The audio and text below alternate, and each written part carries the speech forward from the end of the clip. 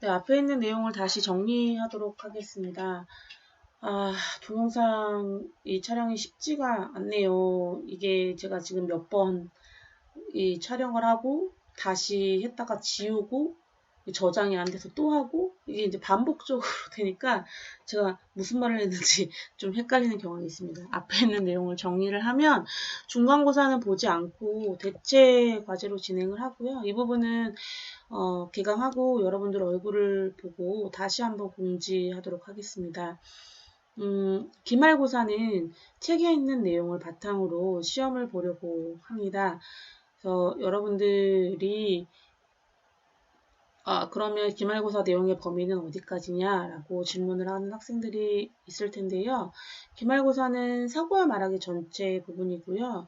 그렇다고 전체를 다 시험 보는 건 아닙니다. 이제 수업 시간에 제가 여러분들에게 시험에 해당하는 부분들에 대해서 알려드릴 거예요. 그래서 그 부분만 요약해서 좀 암기를 할 겁니다. 암기해서 시험 보는데 대학 4년을 보내면서 그리고 다중지능과 사고와 말하기를 하면서 요 정도는 기억해도 되지 않을까? 라는 것들을 수업 시간에 이야기를 하고 정리를 할 겁니다. 또 기말고사 보기 전주에 시험 대비 차원에서 다시 한번 여러분들에게 이 부분에 대해서 공지를 할 겁니다. 그래서 예를 들어서 한 7문항에서 10문항 정도 요약할 부분들을 체크를 해주고요.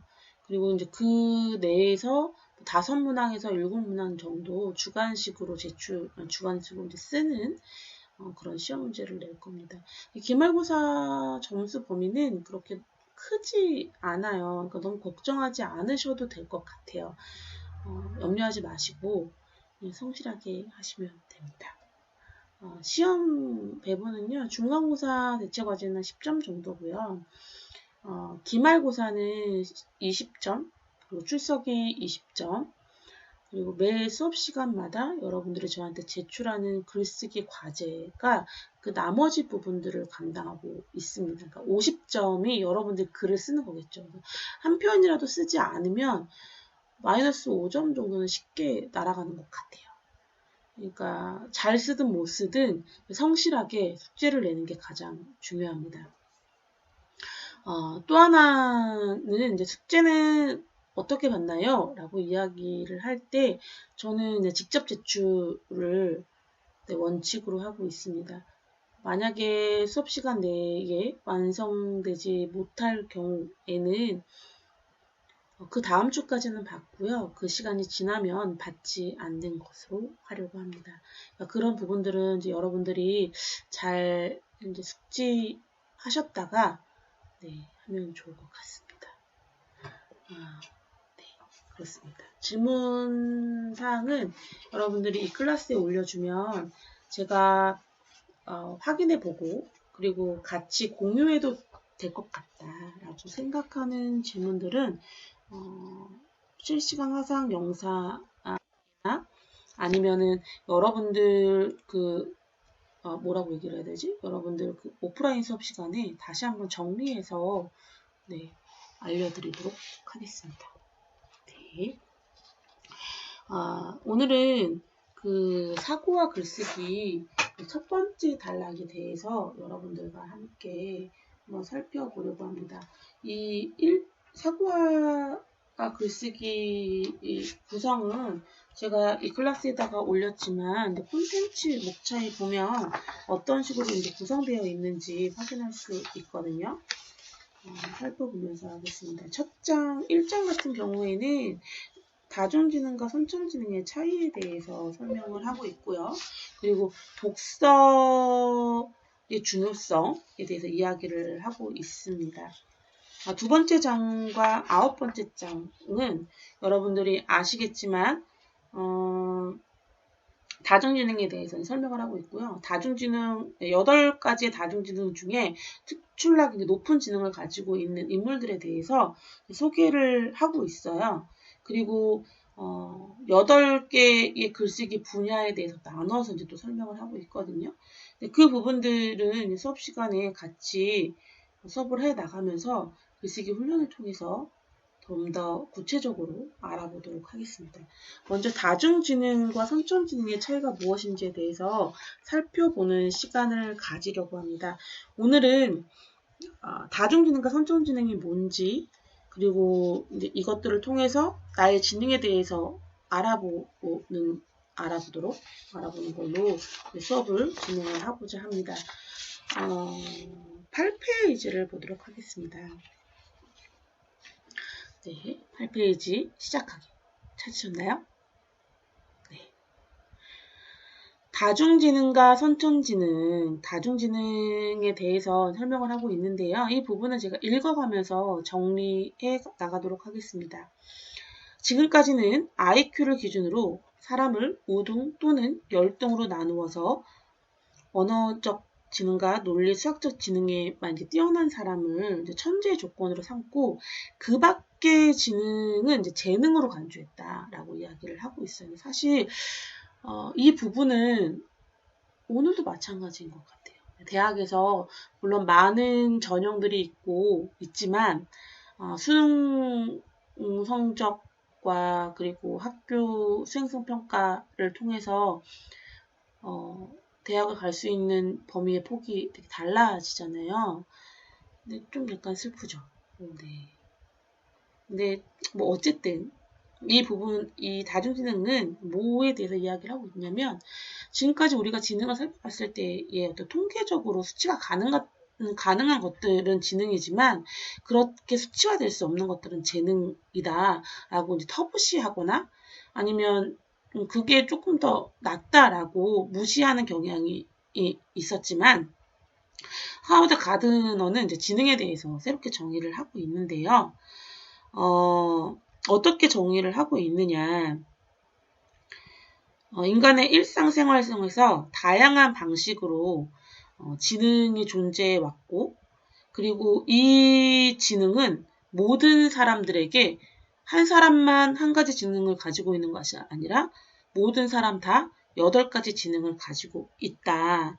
그리고 이 지능은 높은 사람이 있고 낮은 사람이 있지만 이 지능이 서로 혹 낮다라고 하더라도 본인의 노력 여하에 따라 높여질 수 있다라고 이야기를 하고 있어요. 그래서 여기에서 이 사람이 이야기하고자 하는 핵심은 이런 거예요. 그러니까 개인에 따라 모든 영역의 지능은 개인에 따라 다르며 제일 중요한 건데요. 동등하다. 다를 뿐이지 동등하다라고 이야기를 하고 있어요. 그래서 뛰어난 지능은 개발하고 부족한 부분은 보완할 수 있다라는 게 하워드 가드너가 이야기하고 있는 지능의 종류라고 볼 수 있습니다. 이 사람에 대한 지능에 대한 정의는 밑에 있는 4가지로 요약을 할 수 있습니다. 첫째, 모든 개개인은 모두 8가지 지능을 가지고 있고요. 어떤 사람은 훈련을 통해서 적절한 수준까지 지능을 개발시킬 수 있다. 그리고 8가지 지능은 한 가지 지능만 우수한 것이 아니라 이것들이 연합적으로 맞물려서 복합적인 방식으로 재능을 이렇게 작용한다라고 볼 수 있어요. 여러분들 최근에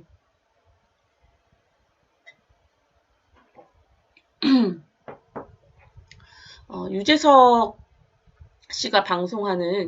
씨가 이제 김태호 씨와 같이 방송하는 노면 뭐하니라는 프로그램을 봤나요? 저는 그 프로그램을 보면서 다중지능과 상당히 되게 많이 연계돼 있다라는 생각이 들더라고요. 놀면 뭐하니도 있지만 해피투게더인가? 이제 나와 있는 MC들이 이제 부족한 부분들을 일정 훈련을 통해서 업시키고 있는 건데요. 놀면 뭐하니에서는 그 대상 인물이 유재석에 한정되어 있어요. 이 사람을 트로트를 시키죠. 유산슬이라고 예명도 있는데 그렇게 트로트도 시키고 또 하나는 유케스트랑가 하프 연주를 시키더라고요. 이제 그다음에 라면을 라생남 이래가지고 라면을 끓이게 한다거나 다양한 그 미션들을 유재석을 통해서 이렇게 발휘하도록 하고 있는 거를 보고 있거든요. 근데 그걸 보면서 이 사람이 처음부터 하프를 잘 치거나 처음부터 트로트를 잘 부르는 건 아니었어요. 특히 하프 같은 경우는 전혀 재능이 없었거든요. 그 성실함으로 그 필하모니인가? 어떤 그 정말 그 숙련된 그 공연하는 그 단체와 같이 협연을 하더라고요. 그걸 보면서 아, 성실하고 노력하면 저렇게 될 수 있구나에 대해서 보여주는 가장 모범적인 사례가 아닌가 그런 생각이 들더라고요. 뭐 여담이지만 유재석은 그 대인관계 지능도 되게 높고요. 자기이해 지능도 되게 높은 것 같아요. 그러니까 다른 사람에 대해서 공감하는 능력도 되게 높지만 자기 생각을 누군가에게 투철하는 것도 되게 높거든요. 그러니까 뭐 여기도 있지만 다른 프로그램에 보면 해피투게더인가 거기서 보면 조세호 씨, 유키즈 온더블랙에 나오는 그라 볼 수 있지만 자기 그 공동체 내에서 어떤 생각을 모아서 이끌어가는 그런 능력 이런 것도 되게 뛰어난 것 같아요.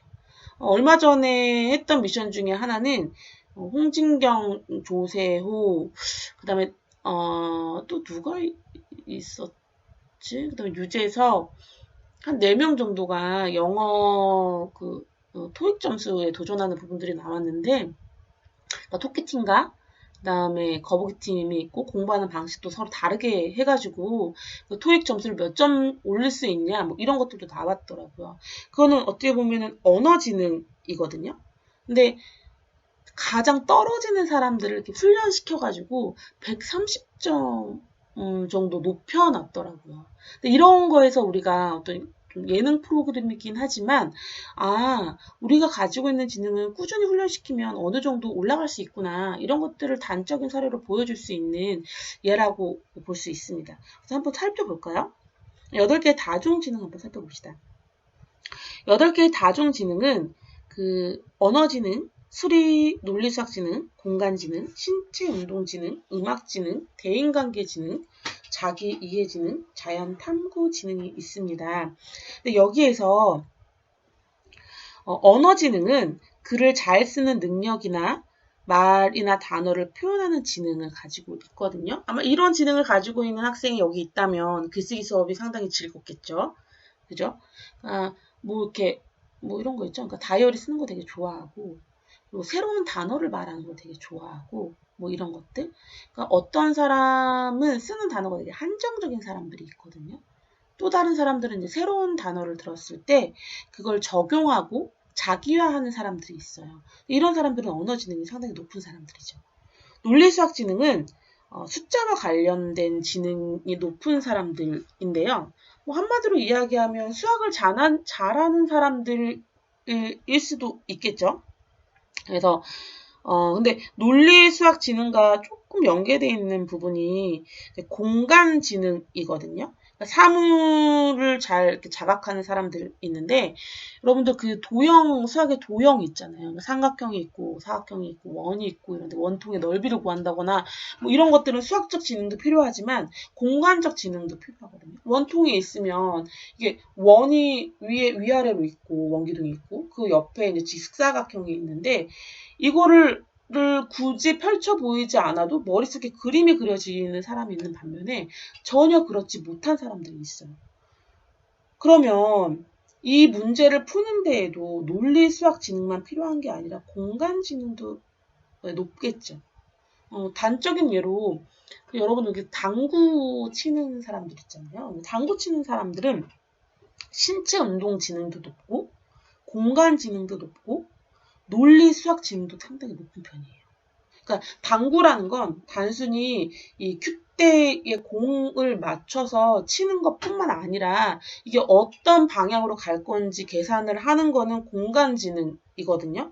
그거를 숫자로 계산해 몇 점을 따야 되는지 이런 게 종합적으로 다 되는 사람이 당구를 잘 친다라고 얘기를 하더라고요. 우리는 당구 치는 사람 운동한 사람 아니야? 라고 생각할지 모르겠지만 되게 고난이의 어떤 그런 지능이 필요하다라고 이야기를 하더라고요. 신체운동 지능은 이제 여러분들이 아는 거겠지만 어떤 이제 손가락을 사용한다거나 몸을 신체를 사용하는 능력 이런 것들이 있습니다. 신체운동 지능에 보면 여러분 되게 신기한 게 외과 의사가 있잖아요. 근데 외과 의사는 외과 의사인데 운동 못하는 사람들이 있거든요. 여기에서는 한 부분에 집약돼 있는 거예요. 옆에 보면 자연탐구지능에 수의사가 있잖아요. 그러니까 자연탐구지능은 어떤 부분을 유심히 관찰해서 그것을 기억하는 능력이 높은 사람을 자연탐구지능이라고 얘기하거든요. 그러니까 외과 의사는 신체운동지능도 있지만 자연탐구지능도 있겠죠. 그죠? 무슨 말인지 이해되시죠? 그죠? 한 사람이 한 가지 지능만 갖고 있는 게 아니에요. 여러 가지 지능을 다 가질 수 있다는 걸 지금 이 부분은 이제 이야기를 하고 있는 겁니다.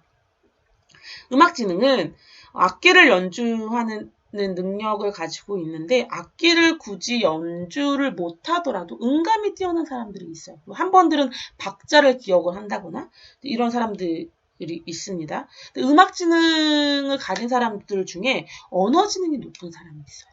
이 사람들 같은 경우에는 작사를 잘하겠죠. 그죠? 그러니까 제가 좋아하는 가수 중에 유희열이라는 가수가 있는데 이 사람 같은 경우에는 음악도 되게 잘하지만 가사도 잘 써요. 그리고 MC도 보죠. 그럴 경우에 대인관계 지능이 높은 거죠. 방탄소년단 같은 경우에는 노래도 잘하지만 신체 운동도 잘하지 않나요? 이런 거죠. 한 가지만 뛰어난 사람 별로 없어요. 대인관계 지능은 타인의 감정을 잘 아는 능력을 대인관계 지능이라고 이야기를 합니다. 이 대인관계 지능은 타인의 감정을 잘 아는 사람이라고 되어 있는데 한마디로 공감 능력이 뛰어난 사람을 대인관계 지능이라고 이야기를 해요. 이 사람들은 친구가 많아요. 근데 그 친구 눈에 띄는 친구는 아니에요. 그러니까 어떻게 보면 친구들 사이에 2인자 같지만 모든 사람들을 다 아우르고 있는 사람들.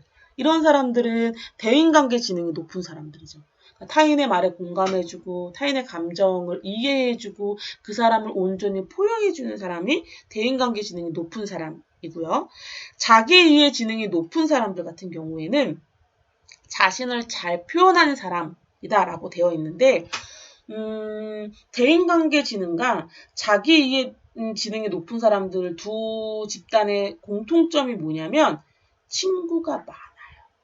그런데 그 포커스가 조금 달라요. 대인관계 지능 같은 경우에는 그 포커스가 타인에게 맞춰져 있거든요.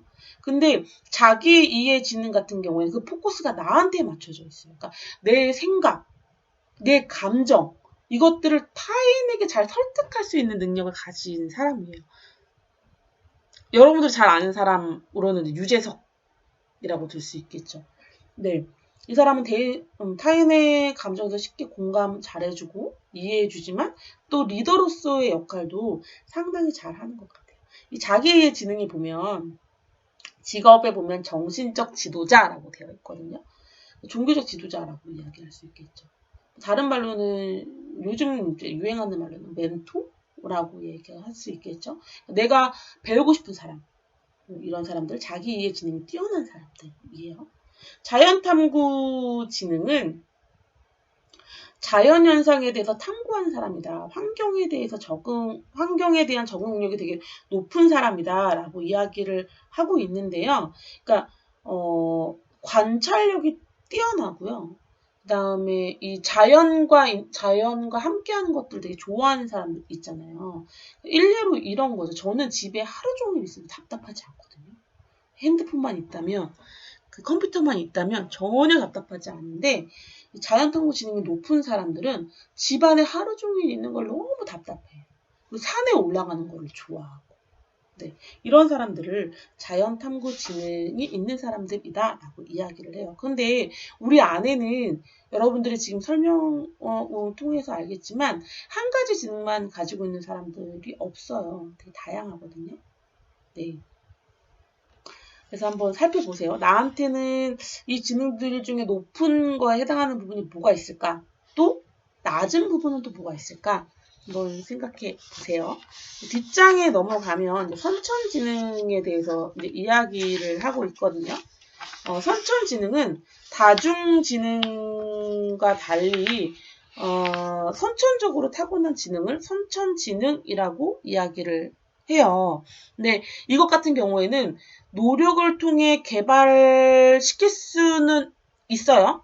또 하나 뭐냐면 활동하지 않는다고 금방 사라지지 않는다라는 건 뭐냐면 태어날 때부터 가지고 있는 거예요.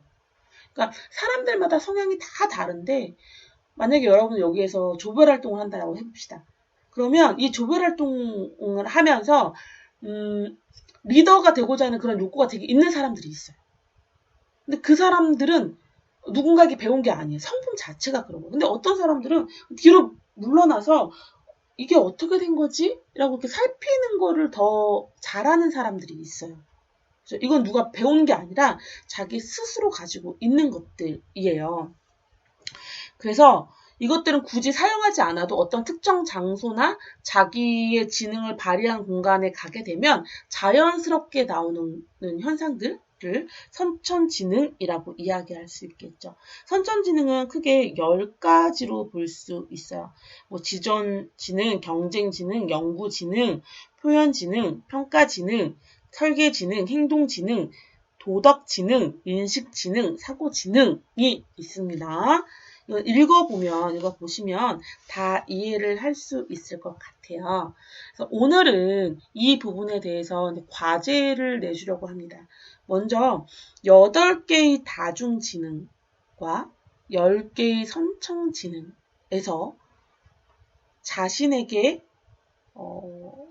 자신이 좀 이렇게 높은 치수를 가지고 있는 지능의 치수가 높다라고 생각하는 거 2개씩 8개의 다중 중에서 2개, 선천 중에서 2개를 선택을 하세요. 그리고 왜 그런지에 대해서 이유를 한번 써보세요. 나는 언어 지능이랑 음악 지능이 높은 것 같아. 왜냐하면 나는 일기 쓰는 거 좋아하고 그리고 그걸 가지고 노랫말 만드는 거 좋아해. 뭐 이런 식으로. 또 선천지능 같은 경우에는 나는 표현지능이 있고 행동지능이 있는 것 같아. 나의 어떤 모습 속에서 그런 것들이 드러나 라고 이유를 쓰시면 됩니다. 또 하나의 숙제는 8개의 다중지능 중에 자기가 훈련을 통해서 조금 높여주고 싶다라는 거. 네, 요런 것들을 여러분들이 하시면 될 것 같습니다. 네, 그래서 어떤 거를 더 키우고 싶은지 또 어떤 게 자기 안에 있는지에 대해서 여러분들이 좀 고민하시고 한번 써보시고 오늘 자정까지 이 클래스에다가 올리면 될 것 같습니다. 네, 오늘은 여기까지 하겠습니다. 제 아들이 지금 온 것 같아요. 네, 반가웠고요. 다음 시간에는 조금 더 즐거운 모습으로 다시 만나도록 하겠습니다. 감사합니다.